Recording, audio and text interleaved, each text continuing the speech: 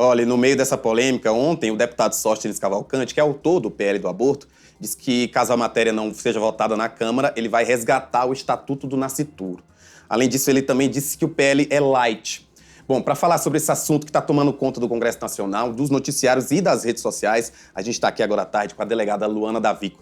Tudo bem, delegada? Como é que você está? Tudo bem, boa tarde. Muito obrigada pelo convite.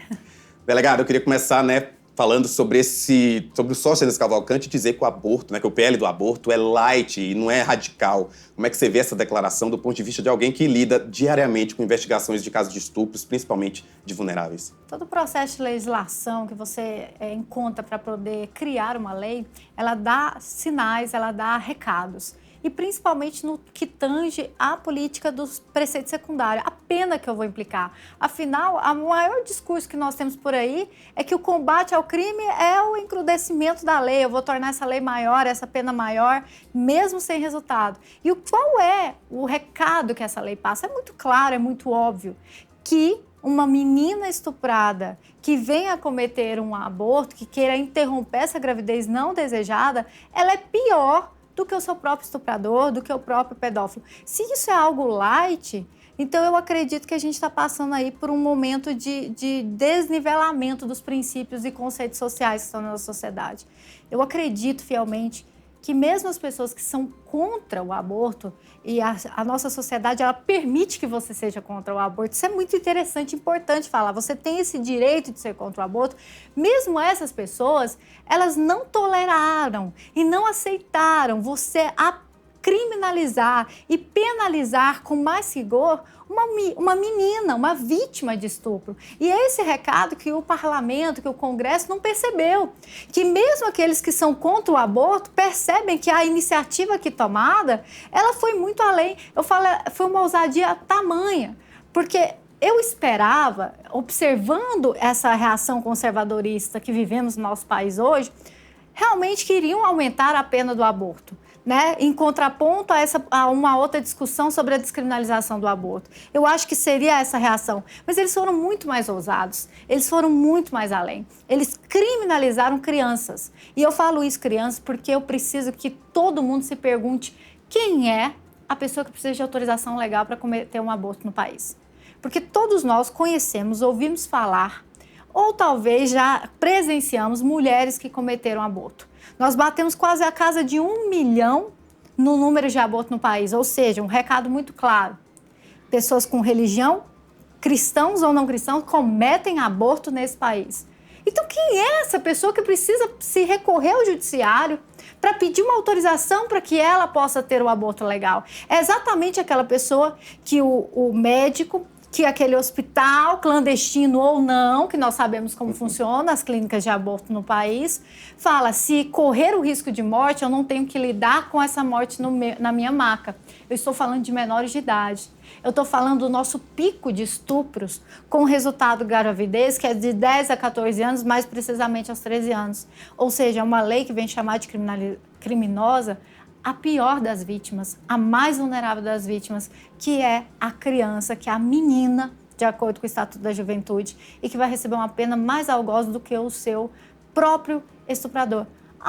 E veio o deputado dizer, tanto é que nem eles estão conseguindo lidar com essas críticas, que a forma de combater é dizer que essa menina, ela não vai responder por uma pena criminal, mas sim por uma medida socioeducativa. Sim, a partir dos 12 anos, essa menina pode responder por uma medida socioeducativa. Eu queria convidar as pessoas, e inclusive a quem está levantando essa bandeira, que conheçam centros de internação de menores infratores. E mais, que a gente lembre que os critérios de separação dentro desses locais envolvem, inclusive, se o crime é com violência ou grave ameaça. Ela é colocada dentro do mesmo local de crimes com violência ou grave ameaça, de menores em situação, adolescentes agora, a lei diz, em conflito da lei que praticaram homicídios, que praticaram latrocínio, que praticaram diversos crimes com violência e grave ameaça, porque ela quis interromper uma gravidez indesejada, fruto de um estupro.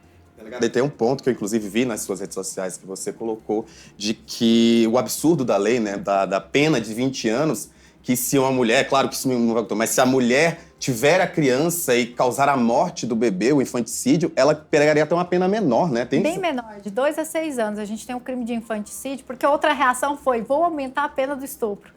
Mas existem outras variantes que estão sendo esquecidas, porque é um absurdo.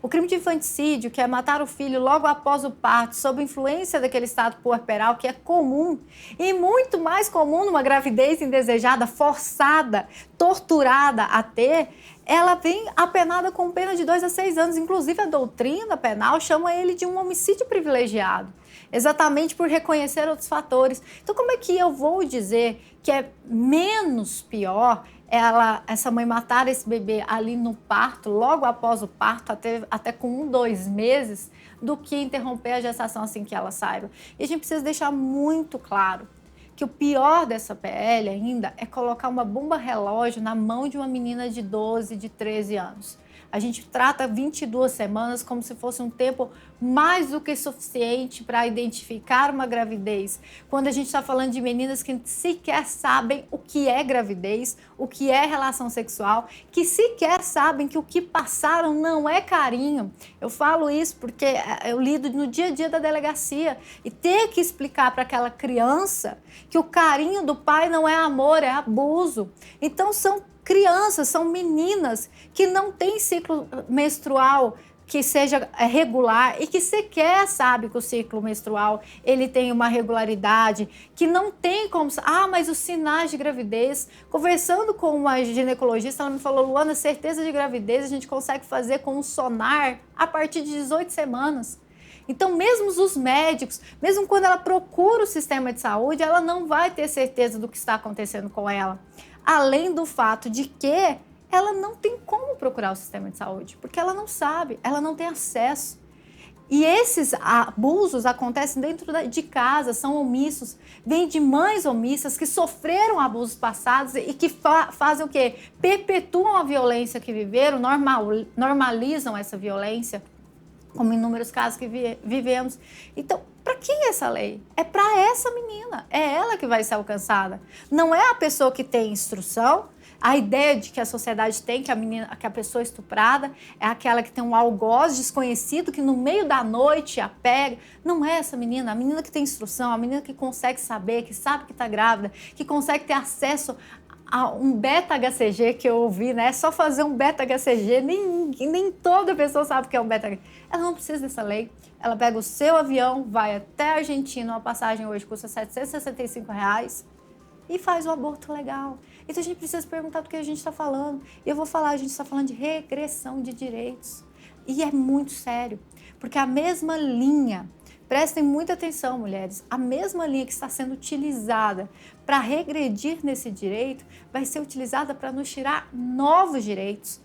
E mesmo eu vendo mulheres defender esse PL, deputadas, né, congressistas defendendo essa PL, a gente tem que lembrar que a base religiosa também pode ser utilizada para retirar o seu direito de voto, o seu direito de estar ali nos representando, o seu direito de fala.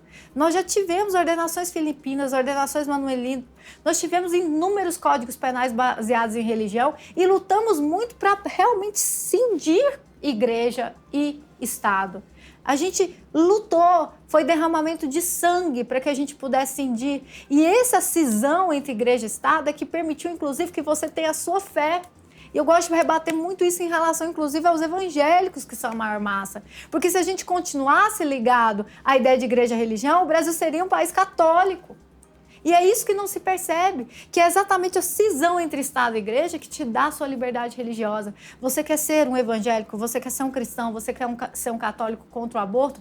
Continue sendo contra o aborto, acolhendo as mulheres, trazendo informação e trabalhando para que possa diminuir os casos de aborto, mas que isso não seja imposto e muito menos criminalizado. Delegada, voltando ao deputado ainda, o Sóstenes Cavalcante, ele ameaçou colocar em pauta a volta do Estatuto do Nascituro, né, caso o PL do aborto não seja votado, que estabelece aí o direito à vida desde a concepção. Quais seriam as implicações práticas disso, dessa nova pauta pela legislação brasileira sobre casos de aborto e de estupro? O direito à vida desde a concepção é uma ideia da Igreja Católica de 1800 e alguma coisa, 1860, que deu essa ideia de que o direito à vida começa com o recebimento da alma. Olha quanto empirismo para a gente trabalhar em direito, né? Isso quando São Tomás de Aquino falava que o recebimento da alma era aos 3 meses, né, de gestação. Então a gente começa a trabalhar aqui que o direito à vida, a partir da concepção, vai gerar inúmeros impactos, como, por exemplo, a gente vai acabar com a nossa política de biossegurança, de células tronco embrionárias, a gente não vai poder avançar mais nesse trabalho, a gente não vai poder mais descobrir formas de cura, a gente vai estabelecer metas no sentido de que essa vida, essa noção de vida a partir da concepção passará a ser mais importante do que a vida já concebida, do que a vida que já está acontecendo. Nós não estamos conseguindo cuidar e avançar em direito às nossas vidas, às vidas que já estão aí, mas queremos fazer o controle a partir de concepção para impor inúmeros direitos e deveres que, na verdade, só atingem, em sua grande maioria, mulheres. E a gente tem um grande impacto nisso, a gente tem regressão em ciência, a gente tem regressão em tecnologia e, mais uma vez, regressão em direitos de mulheres e meninas, mulheres que sonham com fecundação in vitro, que sabem que é muito mais fácil a chance de gravidez se congelar embriões ao invés de óvulos, né? Que ela não vai poder mais ter essa oportunidade. E sem contar que a gente pode passar a ter uma forma aí de estabelecer novos critérios dos direitos sexuais e reprodutivos de toda a sociedade. A gente pode passar há algum tempo, se continuar evoluindo esse pensamento religioso, o que já é doutrinado religiosamente, a proibição de qualquer método contraceptivo. E o que eu vou fazer com esse alerta? Como é que eu vou gerir essa população que passe a ser impedida dos próprios direitos e garantias sexuais e reprodutivos? E a gente vai vendo aí, novamente, a objetificação do corpo da mulher, novamente tendo aquele padrão que nós lutamos tanto para deixarmos para trás, que a mulher é simplesmente procriadora. E esse papel, a mulher vai ser reduzida a esse papel novamente. Delegada, você fez uma publicação no X, o antigo Twitter, que eu inclusive compartilhei nas minhas redes sociais, em que você respondia àqueles que criticavam por combater esse PL, mesmo sendo uma pessoa cristã. E você deu exemplos do seu trabalho para justificar esse combate. Você conseguiria contar um pouco do que é que você viu, né, desses crimes chocantes que, né, provam quão desumano é esse PL e de que forma você acredita que o seu trabalho pode conviver com essa sua fé e você ser contra esse PL também? O principal ponto que eu queria demonstrar para as pessoas é que quando você lida de frente com o caso de meninas estupradas, você tem noção do que a gente está falando e sai daquela bolha e sai da alienação da internet. Quando você convive sendo psicólogo, sendo médico, seja o que for, com um caso de meninas estupradas, você tem noção da vitimização e da necessidade de proteger aquelas meninas.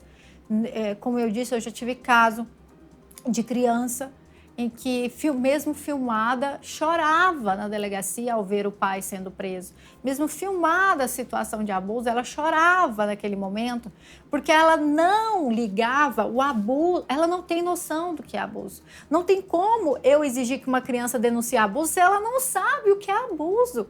E a nossa sociedade não trabalha para que ela saiba. Hoje mesmo eu contei que na minha época de escola eu também assisti aquele famigerado vídeo sobre aborto. Acho que muita gente na época sua de escola assistiu esse vídeo e eu olhava para aquele vídeo e eu me perguntava como que aquele bebê foi parar lá, porque a educação sexual era zero, ainda é muito pouca.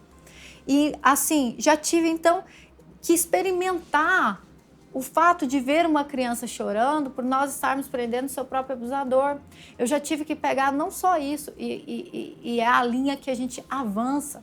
Não mais menina, uma adolescente de 17 anos que foi presa pela equipe da delegacia durante o meu plantão e que essa adolescente era tão alienada, ela era absolutamente excluída da vida social. O padrasto era um religioso que havia excluído tanto ela quanto a mãe, né, do convívio social, do convívio familiar, proibia que ela tivesse celular, proibia que ela tivesse acesso à televisão, para elas irem ao supermercado, era acompanhada dele, ao ponto de que quando eu liguei para a família da mãe para poder acolhê-la, eles achavam que elas estavam mortas. O tamanho do isolamento que que é uma característica muito comum do estuprador e do abusador, é o isolamento das suas vítimas. E ali, naquele momento, eu ter que explicá-la que aquele ato que ele fazia, porque a gente encontrou camisinhas, a gente encontrou material genético, ele não era comum, ele não era aceitável. Era proteção. Explicar que a gente precisava levá-la para um médico, para um desconhecido, para examiná-la, para ver se havia gravidez, se havia doenças. E explicar isso para uma menina de 17 anos, que talvez para a nossa sociedade, que acha que a menina de 12, 13 anos, sensualizando em rede social, é porque já tem conhecimento total dos seus atos e do seu corpo, não consegue ver essa situação, mas ela é muito comum. O isolamento do abusador, ele é muito comum.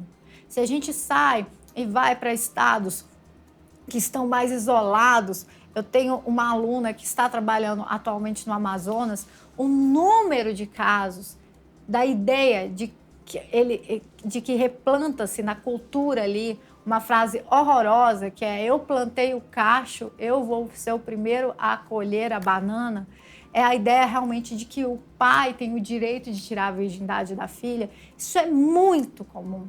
E a gente pode ir até para as pautas da direita mesmo. A Ilha do Marajó, a gente pode ir para todas as pautas para demonstrar que é dia a dia, que é vivenciado dia a dia, que meninas são estupradas e sequer sabem que aquilo é estupro, que são colocadas, que são vendidas, que são prostituídas pelas mães, e que a gente precisa observar que essa lei, além de não acolhê-las, a gente não a acolheu, não cuidou dela em nenhum momento, mas no momento de puni-las, estamos levantando a bandeira, estamos levantando a voz. É essa sociedade que queremos?